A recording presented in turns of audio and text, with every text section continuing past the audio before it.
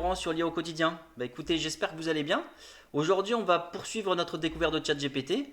On a vu que je vous avais présenté un peu les différentes fonctionnalités sur ma précédente vidéo. Et là, aujourd'hui, on va s'atteler à rendre ça un peu plus concret puisqu'on va intégrer ChatGPT dans notre journée. Donc la première thématique, donc j'ai déjà enregistré les prompts pour que vous ayez derrière les réponses assez rapidement et ça nous fait gagner du temps sur la vidéo. Mais enfin, ce sont des prompts que vous pouvez reprendre après derrière, récupérer et personnaliser.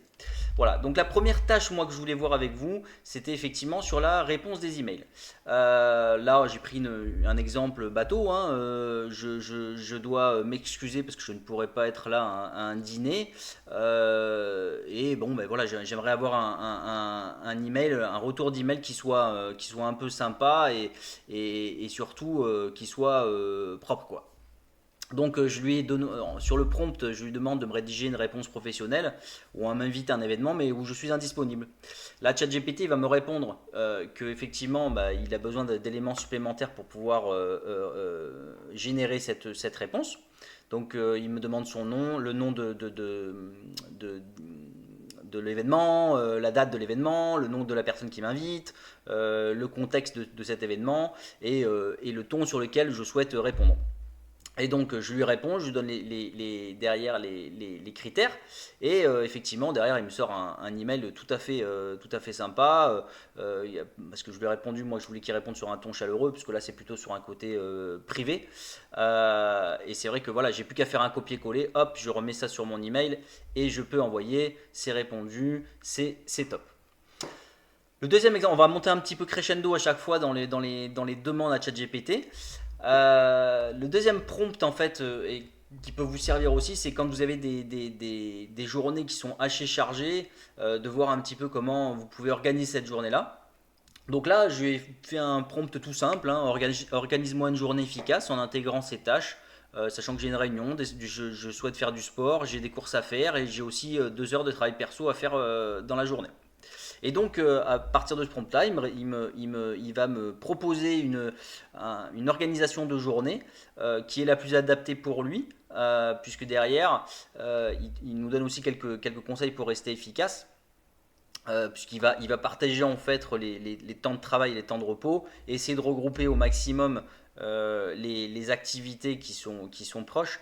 Donc là, le prompt, il est tout simple, mais enfin, vous voyez ce que vous pouvez faire derrière dans le prompt que vous allez proposer. En fait, plus vous allez lui donner de contexte, parce que là encore, je vous en ai parlé dans la dernière vidéo, mais ce qui est très important, c'est plus vous allez monter dans la difficulté de la demande et plus votre prompt va devoir être travailler, toujours pareil avec le rôle, le contexte et les tâches. Là j'ai fait un prompt super simple, mais vous voyez même avec ce prompt, il arrive à me sortir quelque chose qui tient la route et qui est plutôt sympa. Ensuite, la troisième fonction que je voulais vous montrer, c'est une fonction où vous allez lier la capacité de raisonnement de ChatGPT, mais aussi sa fonction tâche que je vous avais montré dans la précédente vidéo, qui va vous permettre de pouvoir automatiser en fait cette demande-là et de vous donner au moment que vous voulez l'information. Donc là, je l'ai mis dans une situation où c'est un expert en nutrition. Donc ça, c'est mon prompt que je lui donne. Son rôle, c'est de me guider pour que je puisse perdre du poids, parce qu'effectivement, voilà, j'ai un peu une vie sédentaire et donc c'est compliqué à pouvoir me dégager du temps pour faire du sport. Je lui dis que je suis un homme de 45 ans, parce que j'ai bien 45 ans, que je fais 1m78 et que je fais 70 kg.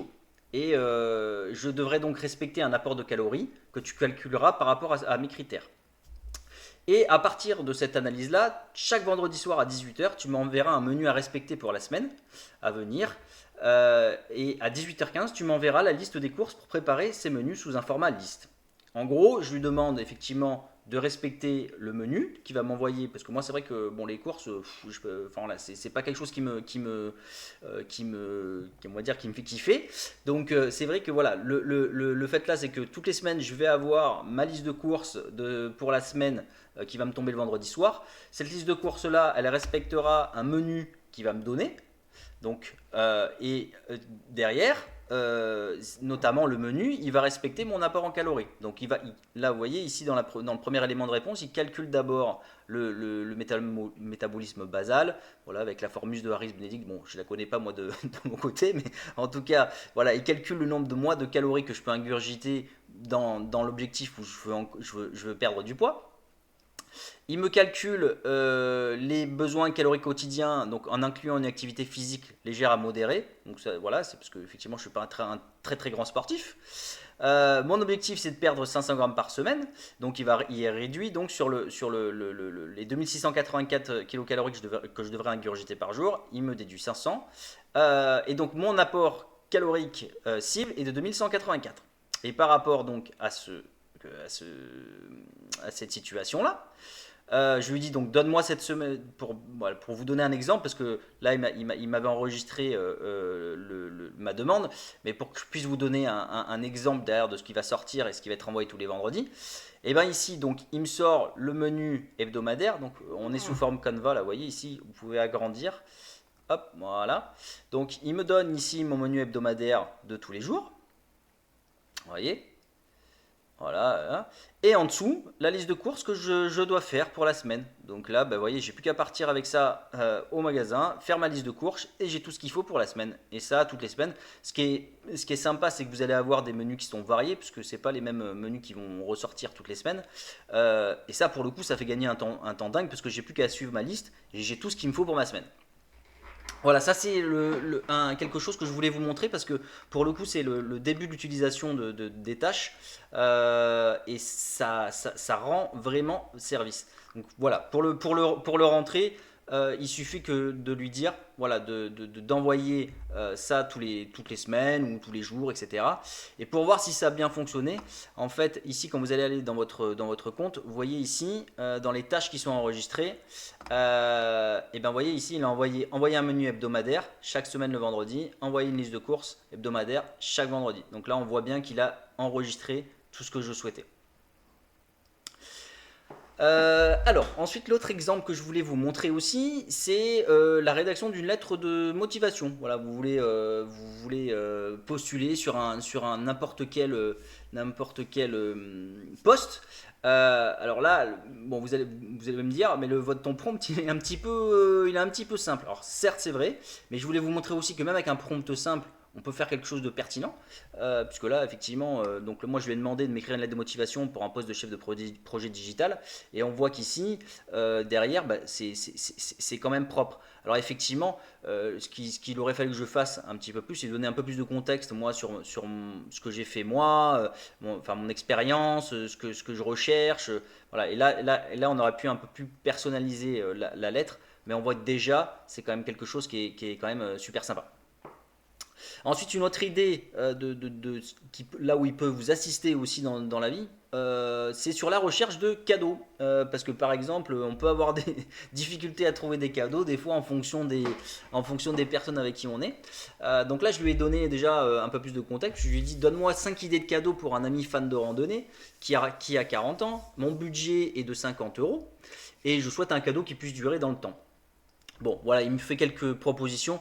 Là encore pareil, mon prompt, j'aurais pu un peu plus l'affiner pour que voilà, ça soit quelque chose d'un peu plus personnel avec lui. Mais c'est vrai que voilà, il répond tout à fait à mes questions dans le budget que j'ai. Et puis avec effectivement des idées de cadeaux que j'aurais pu ne pas avoir. Voilà, moi, le carnet étanche, je ne connais pas. C'est vrai que c'est quelque chose. Ce qui est génial, c'est que derrière, c'est pas comme sur une recherche sur Chrome ou sur Internet classique. Là, vous avez effectivement, c'est classé par thématique et en plus en fonction des critères que vous demandez à ChatGPT. Voilà. Donc voilà. Là, enfin, on va remonter un petit peu. Là, je voulais vous montrer une fonction sur ChatGPT qui peut être super intéressante, notamment sur tout ce qui est analyse de documents. Donc j'ai pris comme exemple, je suis allé voir, j'ai pris un blog sur l'intelligence artificielle, sur un sujet qui est assez d'actualité, sur GPT-4o images. On verra ça d'ailleurs dans une autre vidéo, je vous montrerai un petit peu les prompts que vous pouvez mettre pour pouvoir avoir des images qui sont top. Parce que là pour le coup c'est vrai qu'OpenAI a sorti vraiment un outil qui est super efficace. Mais bon, voilà, le blog, voilà, l'article est assez long. J'ai pas trop le temps de lire moi tout ça. Vous voyez, ça prend quand même quelques pages.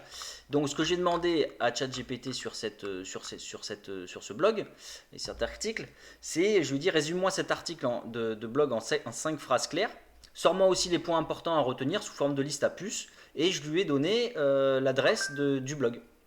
Et là, derrière, voilà, la réponse est tout à fait parfaite, hein, puisque effectivement, il me sort les 5 points importants que je dois retenir enfin les 5, on va dire les 5 phrases pour résumer cet article-là, et les points à retenir derrière. Sous forme de liste à puces. Donc ça, c'est vrai que donc on aurait pu le mettre sous forme de tableau. C'est quelque chose qui est voilà, vous pouvez derrière travailler en fait avec lui tout ce qui est analyse de données. Donc là, moi j'ai mis dans le prompt comment ça s'appelle, un blog, mais vous pouvez charger des documents PDF, des livres, vous pouvez aller chercher même un livre effectivement sur internet qui est en PDF, vous allez le charger dedans, lui demander un résumé, lui demander comment dirais-je, les passages importants. Ça peut vous permettre derrière de gagner du temps sur votre apprentissage de quelques sujets que ce soit, même sur des sujets pour lesquels vous n'êtes pas finalement si expert que ça. Et enfin, la dernière fonction que je voulais vous montrer, c'est la fonction Deep Research. Parce qu'on en a parlé sur la précédente vidéo, mais bon, c'est vrai que la fonction est assez quand même longue à utiliser. Et là, j'ai écrit un prompt en lui disant que je voulais créer du contenu optimisé SEO pour mon blog, par exemple, autour de la thématique intelligence artificielle. Donc le prompt est un petit peu, voilà, il doit être un peu détaillé puisqu'on recherche quand même une étude là sur la thématique intelligence artificielle. Donc je lui demande de faire une recherche approfondie sur les sujets tendances et les questions les plus posées par les internautes dans ce domaine, puisqu'effectivement comme je veux que ça soit un référencement qui soit optimal, il faut que ça soit recherché par les internautes, qui nous donne aussi les mots-clés importants pour que je puisse les faire ressortir dans mon article, les questions fréquentes qui y sont associées. Propose-moi un plan d'article détaillé avec l'introduction, le sous-titre, la conclusion, en intégrant les mots-clés que tu auras trouvés. Donne-moi un exemple d'introduction rédigée en incorporant naturellement les mots-clés. Et cite tes sources principales pour que je puisse vérifier les infos ou statistiques. Et là, je lui ai demandé de s'appuyer sur ses capacités Deep Research pour parcourir plusieurs sources et me fournir une réponse structurée. Et là, vous allez voir qu'effectivement, alors ça prend un petit peu de temps, hein, parce que donc derrière déjà, il vous dit bon, merci pour ta demande très claire. Il répond dans un premier jet. Il vous demande des précisions s'il lui manque des choses. Donc là, il m'a demandé quelques précisions. Moi, je lui ai dit de rester généraliste, plutôt sur le grand public, avec un angle informatif. Et là, il me dit, voilà, ok, très bien, je vais lancer ma recherche approfondie.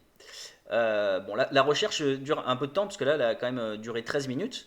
Mais vous voyez ici à droite, là, vous voyez toutes les sources où ChatGPT est allé chercher les informations, ce qui peut vous donner aussi un retour sur la partie véracité des informations en fonction comment dirais-je, des sources qu'il est allé chercher. Et à partir de toutes ces sources, il a commencé à me faire mon article. Donc il a déjà d'abord sorti tout ce qui était les sujets tendances sur l'intelligence artificielle. Donc là, il nous liste tous les sujets. Les mots-clés importants qui ressortent par rapport à cette recherche-là. Bon, on reste sur l'intelligence artificielle. Qu'est-ce que l'intelligence artificielle? Les avantages de l'intelligence artificielle. Comment dirais-je, la concurrence, c'est-à-dire le nombre de sources en fait qui vont être sollicitées, et enfin les questions fréquentes des internautes qu'on a, les questions on va dire les plus fréquentes. Et puis après derrière, donc à partir de tout ça, il en analyse et nous propose un plan d'article détaillé sur l'intelligence artificielle avec une introduction, avec un deuxième point qui est qu'est-ce que l'intelligence artificielle, comment fonctionne l'IA, application de l'IA dans la vie quotidienne. Vous voyez, c'est notre sujet en plus d'aujourd'hui. Avantages et bénéfices de l'intelligence artificielle, les risques, l'avenir, etc. jusqu'à la conclusion. Et enfin, l'exemple, on lui avait demandé un exemple, nous, de rédaction, donc un exemple rédigé pour l'introduction. Voilà, donc c'est vrai que, et donc, enfin, toutes les sources sur lesquelles est allé chercher tous ces renseignements, et là on voit bien qu'effectivement, bah, c'est quand même un boulot de dingue qui est fait pour tout ce qui va être sur vos recherches, des choses que vous voulez un petit peu donner en lecture à vos lecteurs avec des sujets qui sont bah, top tendance. Là, on est quand même sur quelque chose qui est super propre. Voilà, bah écoutez, moi là j'en ai terminé avec bah, ce qu'on pouvait, voilà, les quelques trucs et astuces que vous pouvez utiliser sur ChatGPT. On en verra bien entendu d'autres, mais c'était ma première vidéo pour vous montrer un peu, voilà, comment on peut utiliser ChatGPT et surtout l'important c'est comment on va rendre ChatGPT efficace avec des prompts qui sont aboutis. Et là, je pense que pareil, idem, je vous montrerai sur une prochaine vidéo comment vous pouvez formuler vos prompts pour obtenir des détails qui soient, enfin, des réponses qui soient super efficaces. Je vous dis à bientôt, je vous remercie et puis passez une bonne fin de week-end. Salut!